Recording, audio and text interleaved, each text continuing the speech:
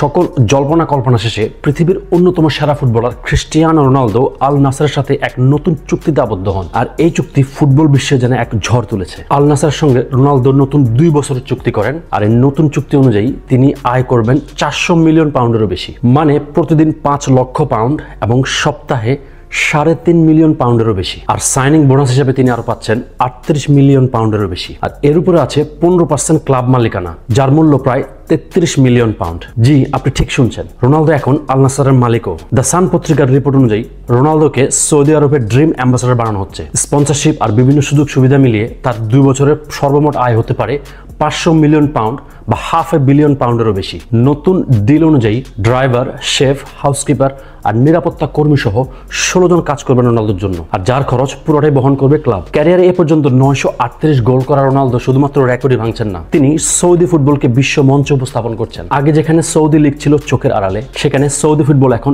বিশ্বের আলোচনার কেন্দ্রে। আর রোনালদোর পা পড়তেই বদলে গেছে সৌদি আরবের ফুটবলের ইতিহাস।